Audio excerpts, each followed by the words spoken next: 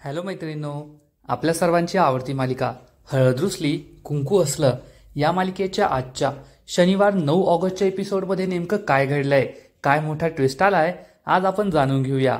तर मैत्रिणींनो, बाजाबाई ही दुष्यंतला विचारते, दुष्यंत, मला तुझ्याशी एक महत्त्वाचं बोलायचंय, तुझ्या लग्नाबद्दल. तुझ्या मनात एखादी मुलगी आहे का? हे ऐकून दुष्यंतला मोठा धक्काच बसतो. त्याला आठवतं की गौतमी आपल्याला काय म्हणाली, जोपर्यंत तू बिझनेस पार्टनर होत नाही तोपर्यंत आपण लग्न करू शकत नाही. त्यामुळे तो बाजाबाईला सांगतो, नाही आई, माझ्या मनात असं कोणतंही नाहीये. तर बाजाबाई म्हणते, घाबरू नकोस, तुझ्या मनात कुणी असेल, कुणी शहरातली मुलगी असेल तर सांग मला, आपण आत्ताच जाऊ आणि तिच्या घरी जाऊन तुमच्या लग्नाची बोलणी करू, मला काहीच प्रॉब्लेम नाहीये. तर दुष्यंत म्हणतो, आई तसं काहीच नाहीये. बाजाबाई म्हणते, ठीक आहे, मग मीच तुझ्यासाठी एखादी चांगली मुलगी शोधते तुझ्या लग्नासाठी. असं म्हणून बाजाबाई तेथून निघून जाते. दुष्यंतला खूप टेन्शन येतं. तर इकडे कृष्णा ही शेताजवळ उभी असते आणि आभाळाकडे चंद्राकडे पाहून म्हणते, भैरू बाबा, आज माझ्याकडून खूप मोठी चूक झाली. तिला आठवतं की बाजाबाई आपल्या घरी आल्या होत्या, त्यांनी हात जोडून आपली माफी मागितली, माझी काही चूक नव्हती असं त्या म्हणाल्या. कृष्णाच्याही डोळ्यात पाणी असतं. कृष्णा म्हणते, भैरूबा, माझी खूप मोठी चूक झाली. मी बाजाबाई विरुद्ध पोलीस तक्रार करण्याआधी त्यांच्याशी बोलायला हवं होतं, सगळा न्यायनिवाडा करायला हवा होता. मी रागाने सगळं केलं आणि त्यांचं खूप मोठं नुकसान केलं. माझ्याकडून खूप मोठी चूक झालीये. आणि कृष्णा रडू लागते. तर इकडे दलपत जयकांतसाठी जेवणाचा डबा घेऊन येतो. जयकांत म्हणतो, काय बाबा, खूप उशीर झाला, पोटात येथे कावळे कोकलायला लागलेत माझ्या. तो जेवणार इतक्यात मैनावती तेथे येते आणि चक्क त्याचा कान पकडते आणि म्हणते, नालायका, सगळी लाच कोल्हापूरच्या वेशीला टांगून आला की काय? जयकांत चिडून म्हणतो, ए मम्मे, खूप भूक लागलीये, नको माझं डोकं खाऊ. तर मैनावती ही त्याच्यावर खूप ओरडते आणि म्हणते, आईवर ओरडतोस, पण बाजाबाई समोर तुझी बोलती बंद होते तेव्हा काही बोलता नाही का आलं? दलपत मैनावतीला समजावून सांगतो, येथे बाजाबाईचं नाव घेऊ नको, गप्प बस. तर मैनावती म्हणते, कोणाला ऐकायचं ते ऐकू द्या, मी नाही कोणाच्या बापाला घाबरत, परंतु आज माझा लेक जेलात बसलाय, त्याचं काय? बाजाबाईने एका दगडात 2 पक्षी मारले. जेव्हा स्वतः जेलमध्ये होती तेव्हा तर मस्त AC मध्ये बसून होती आणि तुरुंगात असल्याची नाटकं करत होती आणि माझ्या लेकाला इथे तुरुंगात टाकलंय, त्यामुळे मी नाही गप्प बसणार. दलपत आणि जयकांत गप्प बसून हे सगळं ऐकून घेत असतात. इकडे कृष्णाजवळ दुष्यंत येतो. दुष्यंत हा कृष्णाला विचारतो, हे काय नवीन सुरू केलंय? तर कृष्णा विचारते, तुम्ही येथे कसे आलात? दुष्यंत तिला विचारतो, आता हा भोळेपणाचा आव नको आणू, मला खरं खरं सांग, तू हे जे सगळं काही केलंस, माझ्या आईविरुद्ध पोलीस तक्रार केली, यामागे तुझा नेमका प्लॅन काय होता? कृष्णा म्हणते, तुमचा काहीतरी गैरसमज होतोय, माझा काहीच प्लॅन नव्हता. तर दुष्यंत म्हणतो, नको हा भोळेपणाचा आव आणू, आता तरी खरं बोल. इलेक्शन जवळ आलंय ना, मोठ्या माणसाविरुद्ध अशा तक्रारी करायच्या आणि स्वतः फेमस व्हायचं, त्यांच्याकडून पैसा उकळायचा, हाच तुझा प्लॅन होता ना, खरं खरं बोल. हे ऐकून कृष्णाला मोठा धक्काच बसतो. तर इकडे मैनावतीची बडबड सुरूच असते. तेव्हा जयकांत तिला म्हणतो, गप्प बस ना. तर मैनावती चिडून म्हणते, आईला बोलण्याआधी त्या दुष्यंतला बोलायचं ना, हा आवाज त्या दुष्यंतवर चढवायचा. जेव्हा त्याने तुझी कॉलर पकडली होती तेव्हा तर गप्प बसला आणि आता मला बोलतोय का? जयकांत चिडून म्हणतो, मला जेवायचंच नाही आणि तो पुन्हा एकदा जेलमध्ये जाऊन बसतो.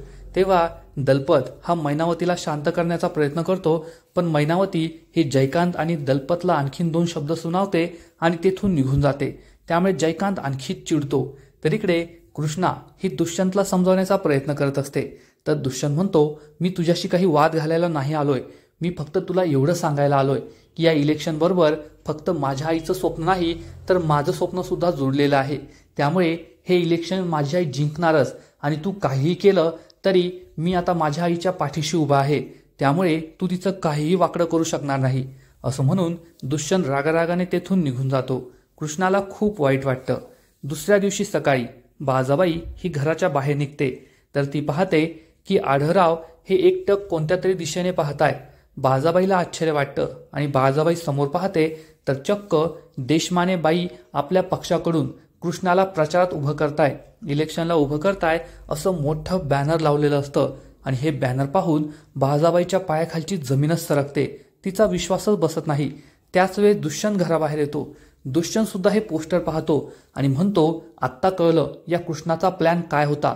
आई, मी तिला काल विचारलं पण तिने मला काहीच सांगितलं नाही.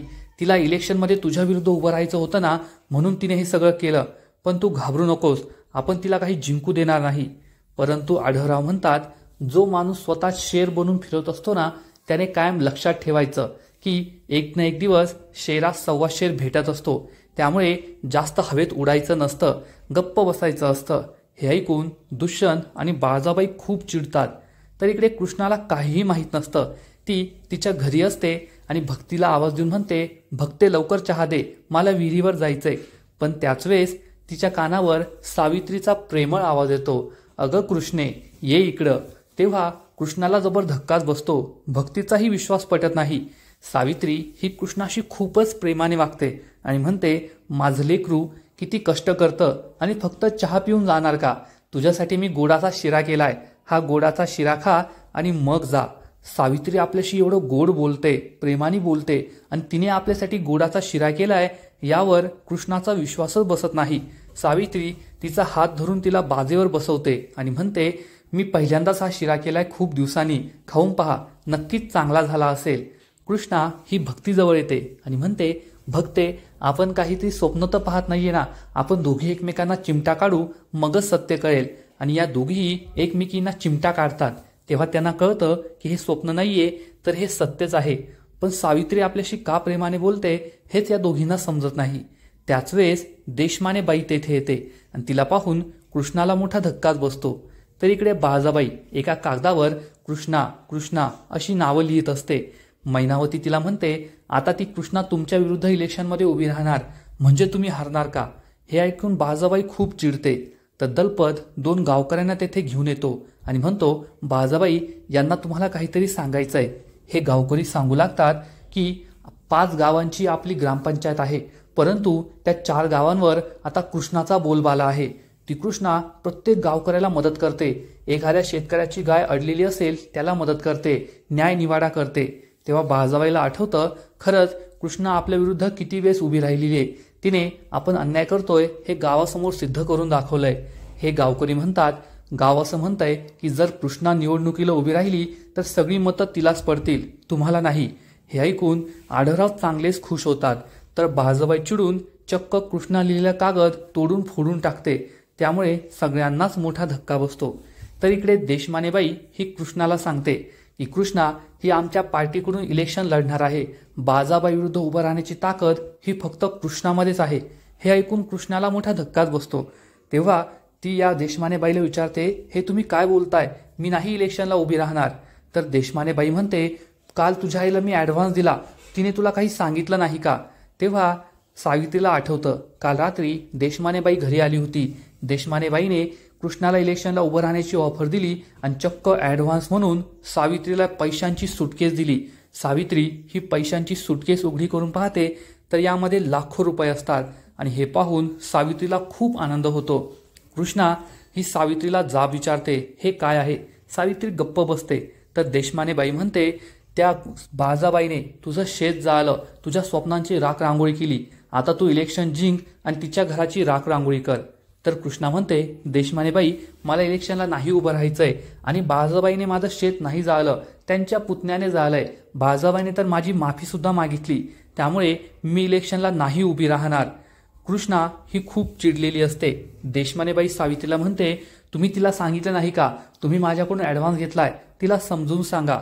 तेव्हा सावित्री ही कृष्णाला समजवण्याचा प्रयत्न करते. देशमानेबाई आपल्याला खूप पैसे देत आहे आणि इलेक्शनला उभी राहिली तर काय फरक पडतो? परंतु कृष्णा त्यासाठी स्पष्ट नकार देते. मला ज्या गावाला जायचं नाही मी तिथला पत्ता विचारणार नाही, मी इलेक्शनला उभी राहणार नाही.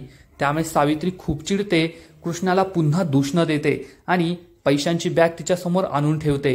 कृष्णा ही पैशांची बॅग देशमानेबाईला देऊन म्हणते, मला तुमच्यासारख्या खोट्या माणसांबरोबर कोणताही व्यवहार करायचा नाही, राजकारणाच्या चिखलात उतरायचं नाही. त्यामुळे देशमानेबाई खूप चिडते. पुढील एपिसोडमध्ये आपण पाहू की बाळजाबाई ही स्वतः कृष्णाला कॉल करून लवकरात लवकर स्वतःच्या घरी बोलून घेईल. त्यामुळे कृष्णा चांगलीच घाबरणार आणि ती बाळजाबाईच्या घरी जायला निघेल. परंतु त्याच वेळेस तिचा आणि दुष्यंतच्या गाडीचा अपघात होणार आणि कृष्णा खाली पडणार. मग आता कृष्णाला काय इजा झाली असेल आणि हे प्रकरण सुद्धा बाळजाबाईंवर शेकणार का, हे तर पुढील एपिसोडमध्ये कळेलच. परंतु तोपर्यंत हळद रुसली कुंकू हसलं या मालिकेचे असेच नवीन नवीन अपडेट्स सर्वात आधी जाणून घेण्यासाठी व्हिडिओला लाईक करा, शेअर करा आणि चॅनलला सबस्क्राईब करायला विसरू नका. खूप खूप धन्यवाद. हॅलो मैत्रिणींनो,